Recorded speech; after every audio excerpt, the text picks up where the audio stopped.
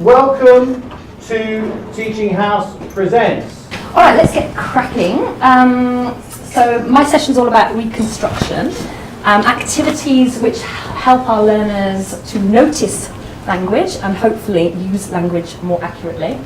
We're going to just demonstrate a number of activities. It's going to be pretty fast-paced, a bunch of different activities. I'm sure some of them are familiar to you already, but hopefully there'll be some new ones as well. So our little warmer for the occasion, I'd like you to, on your handout, if you have one, I'd like you to write down your answer to these three questions. Okay. So I'm going to ask some three questions, and I'd like you to just write down your answer. In the spirit of a Celta, are you going to write the questions? No. Yes. All right. Fantastic. Question number one. How does this picture make you feel? Can you see it?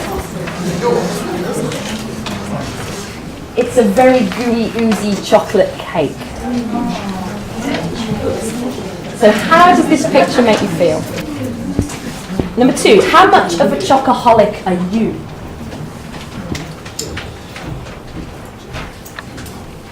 And number three, what's your favourite type of chocolate?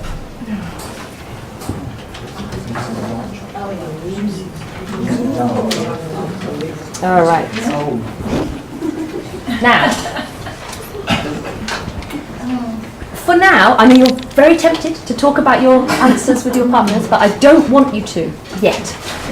What I'd like you to do is, working with somebody next to you, just write the questions, okay? What were the questions that I asked? Can you remember what questions I asked? Work together with somebody nearby.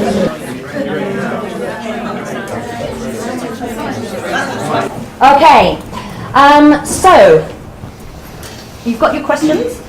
Just compare them. Were they similar, exactly the same, more or less the same as mine? How did you get on?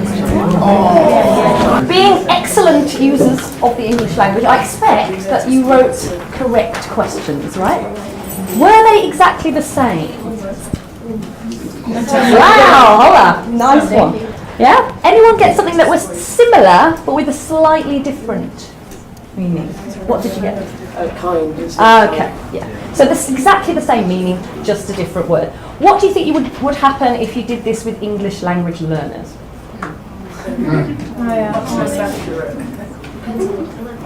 It does depend on the level, yes. But what tends to happen is that they get more or less the right meaning, but they really mess up the form. They get things wrong. They make things. For example, my learners, I think I did this yesterday, and they said, how this picture makes you feel. Classic mistake. And questions are, with every level, a big problem for a lot of learners. So this is a little warmer activity that I do. And at this point, once we've gone over the grammar, once we've recapped our question forms, you are then allowed to discuss your answers. Okay? So, very briefly, with your partner. Let's do it really quickly. What are your answers? Who's the biggest chocoholic in the room? It's probably me. Just talk quickly.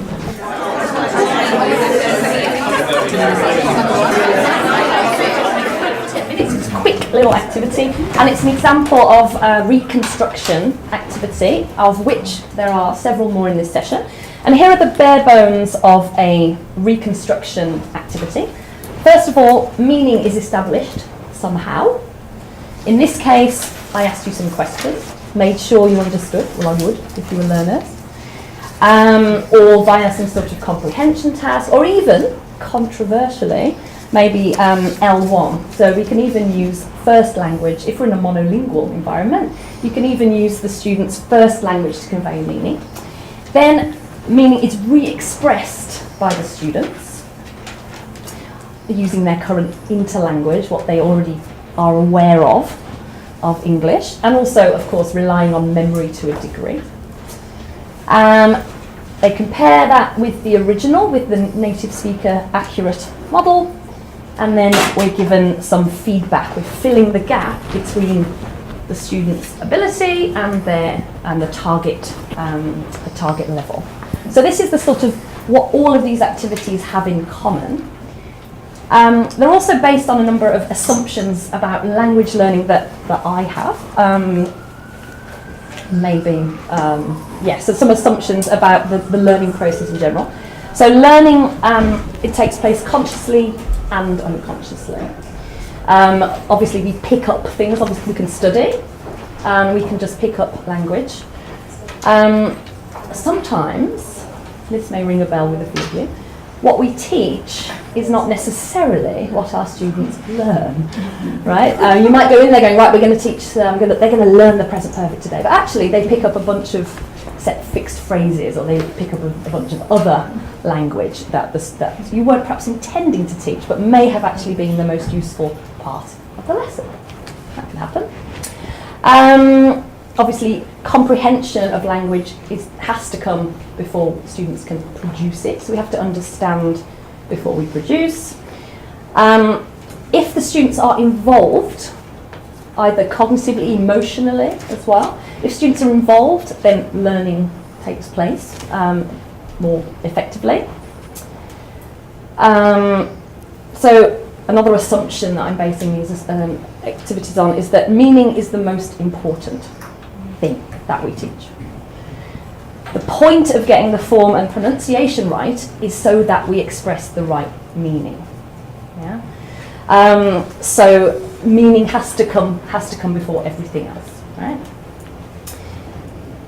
Also, the way that we all teach, forcing students to make errors and giving them feedback on those errors is how students learn, I believe. So here's your target output. This is what we want our students to achieve. This is their level at the moment. How do we get from here to here?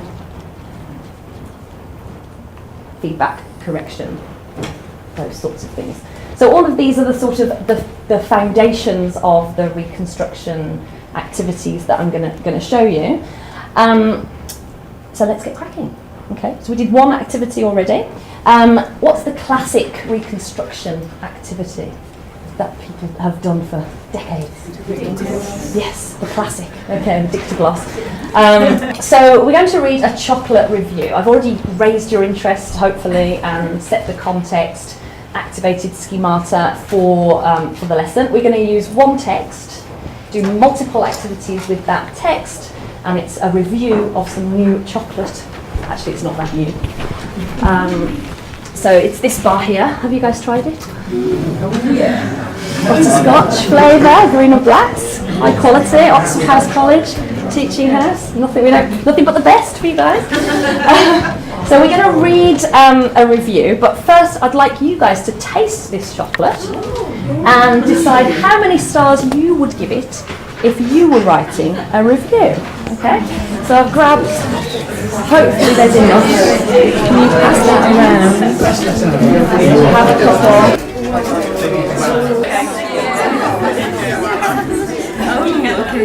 Okay, I'm going to read the review. It's quite long. It'll take about a minute and a bit.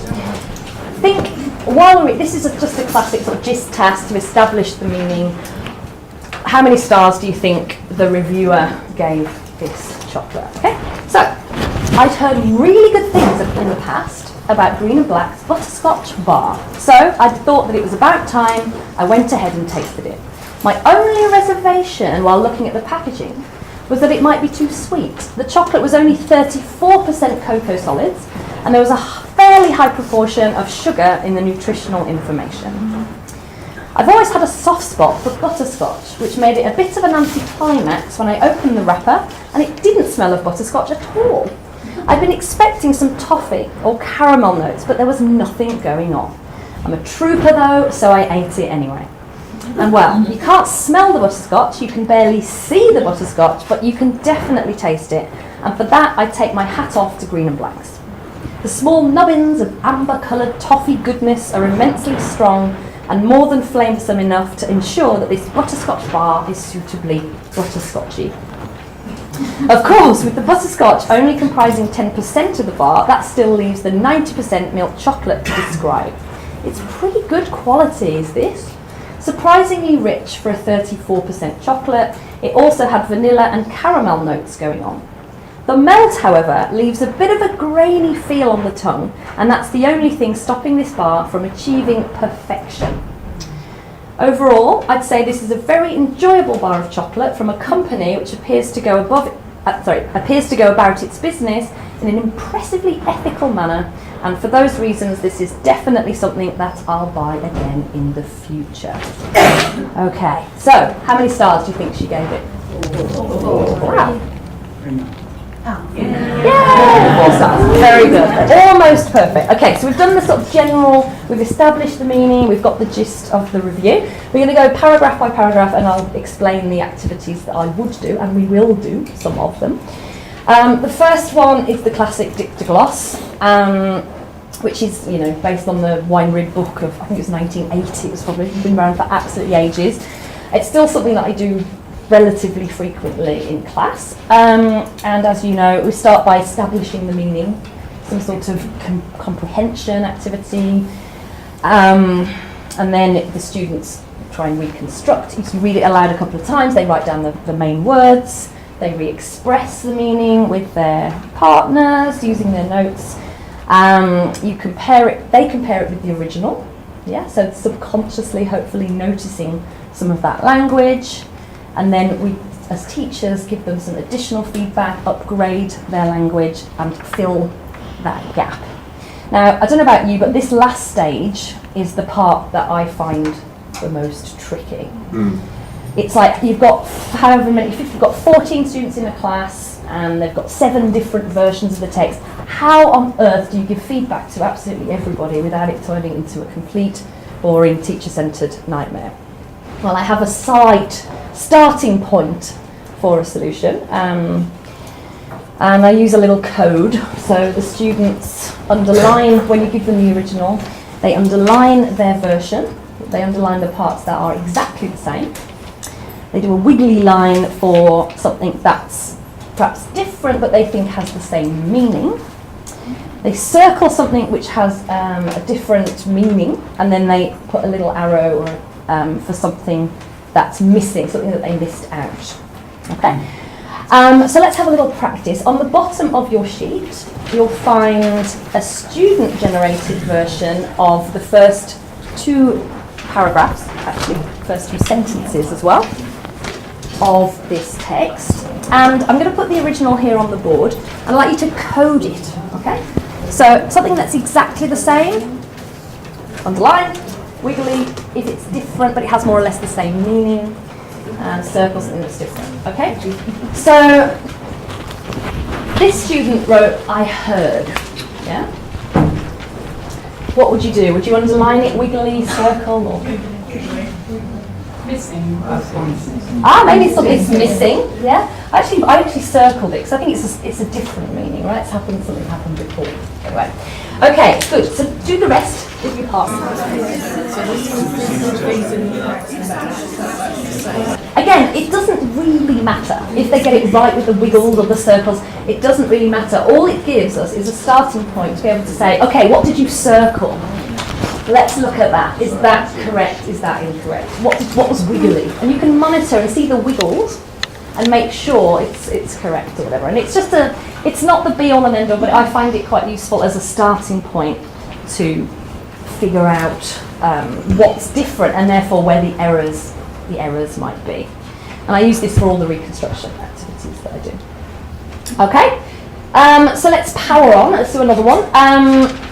The next one, I like this one. It's fun for people if you've got classes who are competitive. It's quite a nice one. And I call it Word Wall.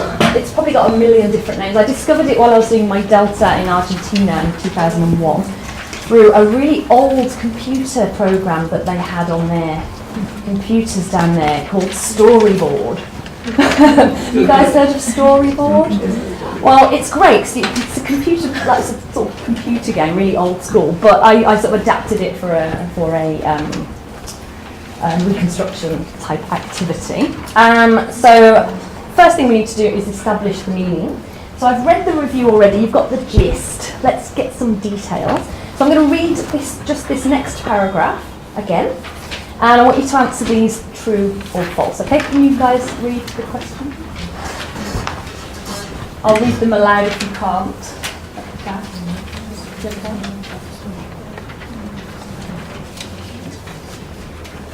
All right. So, true or false? I've always had a soft spot for butterscotch, which made it a bit of an anticlimax when I opened the wrapper and it didn't smell of butterscotch at all. I'd been expecting some toffee or caramel notes, but there was nothing going on. I'm a trooper though, so I ate it anyway. All right, so number 1, true or false? False. Great, she's always liked it, right? Number 2? True. Good. Number 3? False. Number 4? True. Fantastic. Okay, so let's start the sort of re-expressing the meaning bit. There we go. We've got a slightly larger this side. I don't know if you're the groom or the bride side, but and a slightly smaller this side. Are you guys feeling competitive? You give each other a because you're against each other now. Okay, good. So one word at a time, you're going to guess a word that's missing. If it's missing once, you get 1 point. If it's missing twice, you get 2 points. Okay? If you can guess the number of the word, you get a bonus point. All right?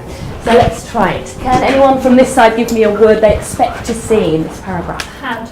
All right. Number 3. Ooh, actually it's a contraction. Ah, but I'll give it to you. Very good. This side, give us a word. Hi. Ah, yes. Hang on, I've got my... Where's my thing?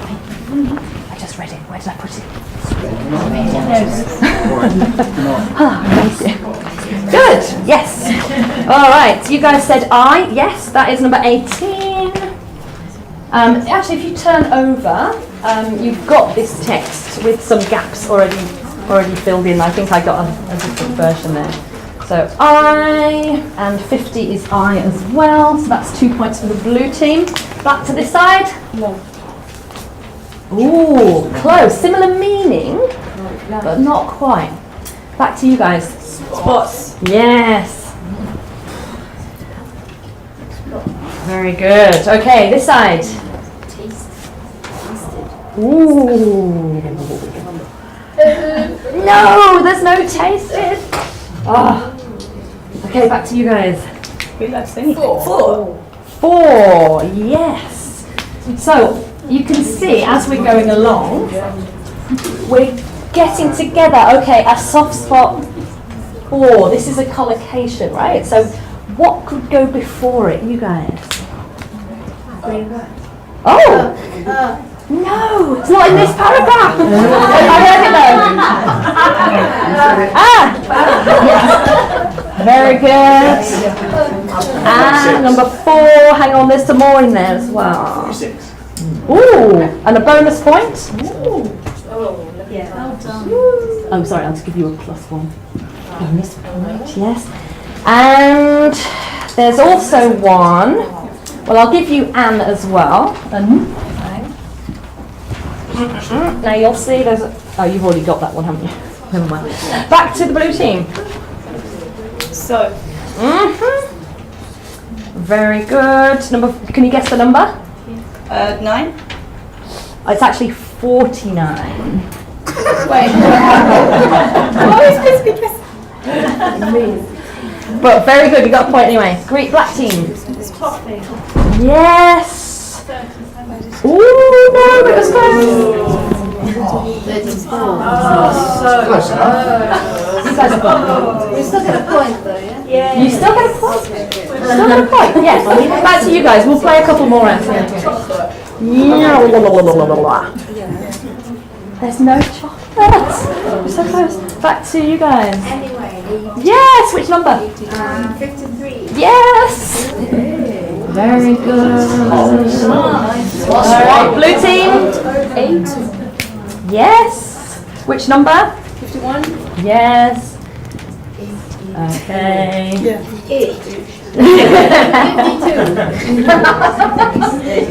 Yes, we'll do a couple more. Back to you guys. Myself, 45. I didn't hear what you said, sorry. Myself, Ooh! No! But it's... I'm going to have to give it to your team anyway because it's... somewhere in there, isn't it? It's I'm again. I'm again. Okay. So what's happening as you're doing this task? What are you looking for? Yeah. You're looking for patterns, you're looking for collocations, you're looking for... Oh, somebody said had earlier. Yeah. Us. And we guessed 3 as well. Wow, okay. I don't know, who's the winner? It looks like the black team are the winners. Very amazing. Another activity that I like to do, dovetailing. Have you guys done this before? Anyway, you'll see. So here's the whole review. And the classic, I've chopped it up. Yeah, just put it in order. I think there's about one between 3 or 4 people. So.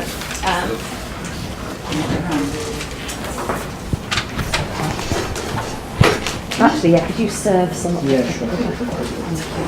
All right, so just put the review in order. There you go. Work with your posse. You guys share. Here's a set for you guys. Now we're still establishing the meaning. We're still getting that comprehension going. Match the segment to the summary, or the sort of the summary of each paragraph. Try that.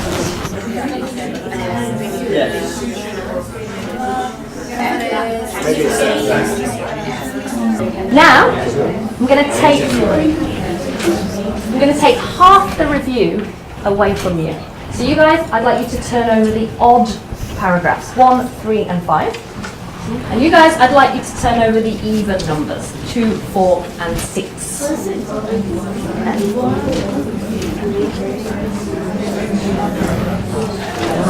There you go.